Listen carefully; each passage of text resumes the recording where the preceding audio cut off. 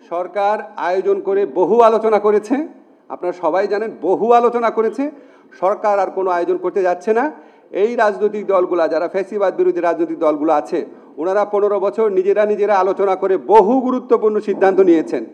ওনারা অত্যন্ত প্রতিকূল সময়ে একসাথে আন্দোলন করেছেন, একসাথে নির্যাতনের শিকার হয়েছেন।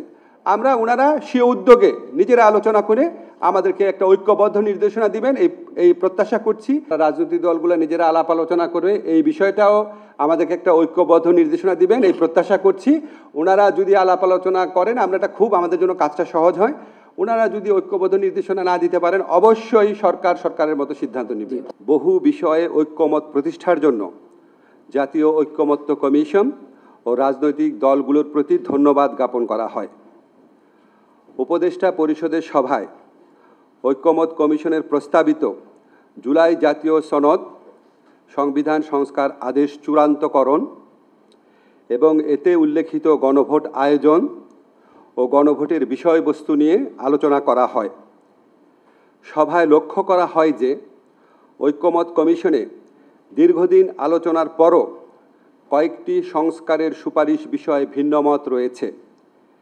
এছাড়া গণভোট কবে অনুষ্ঠিত হবে এবং এর বিষয়বস্তু কি হবে, এসব প্রশ্নে রাজনৈতিক দলগুলোর মধ্যে যে মতভেদ দেখা আরএফএল অডিটর, বাঁকা হয় না, ফাঁকা হয় না, আর ভাঙা এক কথায় অসম্ভব দিয়েছে, সেজন্য সভায় উদ্বেগ প্রকাশ করা হয়।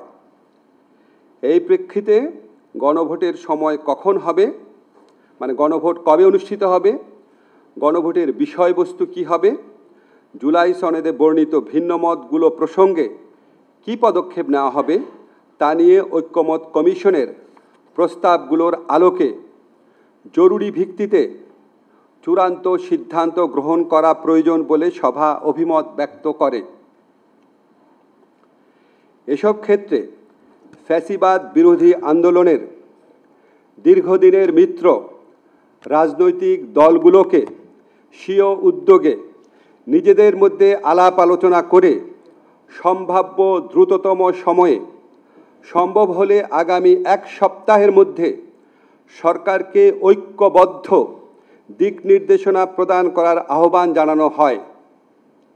এমন নির্দেশনা পেলে সরকারের পক্ষে সিদ্ধান্ত গ্রহণ অনেক সহজ হবে।